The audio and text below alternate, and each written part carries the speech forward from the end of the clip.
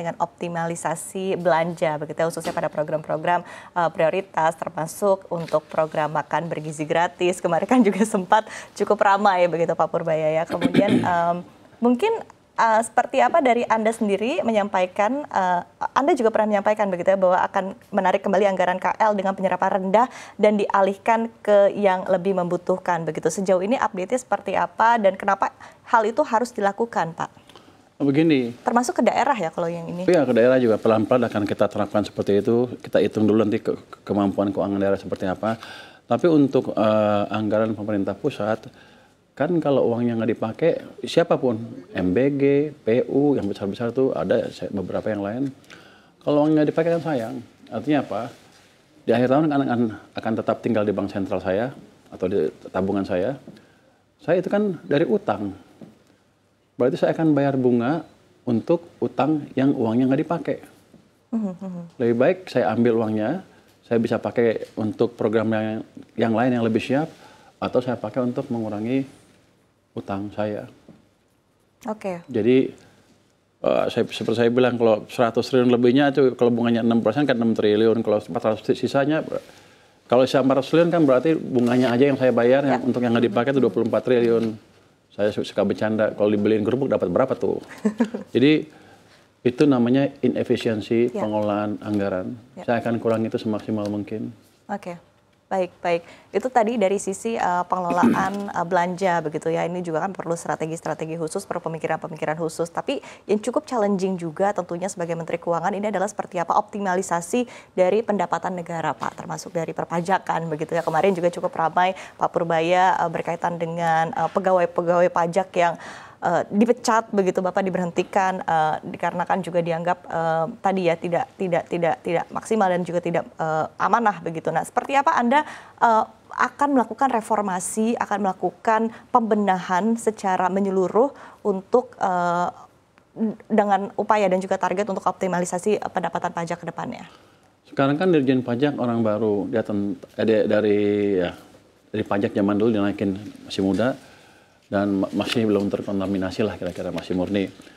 Terus Dirjen Bea Cukai juga dari tentara bintang 3, harusnya orang-orang takut kalau main-main sama dia. Tapi untuk Bea Cukai misalnya saya akan pastikan mereka menjalankan kerjaannya sesuai dengan aturan. Nanti saya akan random test di pelabuhan-pelabuhan, random, betul-betul random. Dirjen juga nggak tahu nanti untuk ngetes itu pengawasan sudah betul apa enggak. Ada jalur merah dan jalur hijau kan. Yang merah kan biasanya diperiksa terus, yang hijau nggak pernah diperiksa sama sekali. Yang hijau kan saya akan random tapi tidak mengganggu alur barang, mungkin beberapa per hari saya mau lihat seperti apa sih. Dan yang pajak juga, kalau yang ada kesalahan zaman dulu, itu udah sebagian dipecat 23 orang lebih, mungkin ada lagi nanti katanya.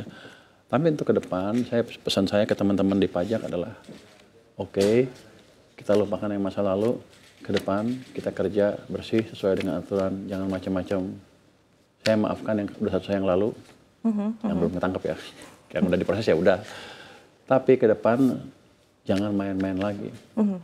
Jadi mereka juga bisa bersemangat dan saya minta ke mereka juga, kan kalau orang pajak dimarah-marahin terus malas kerja juga kan. Jadi harus ada stick and carrot ya. Nanti misalnya kalau prestasi mereka bisa menaikkan tax ratio kita, mungkin saya akan minta semacam insentif supaya mereka dihargai sedikit. Dan salah satu yang utama adalah Cortex kan. Cortex saya menimbulkan gangguan di pelaporan pajak sehingga pendapatan kita sempat terganggu. Saya sudah kirim ahli saya IT dari luar keuangan, maksud saya bukan dari luar negeri ya, untuk memperbaiki itu.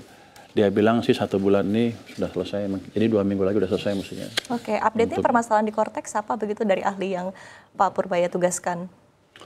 Salah desain katanya, kalau bilang di sini ada berlayer-layer kan, di sininya kusut, jadi orang masuk sering nggak rapi lah.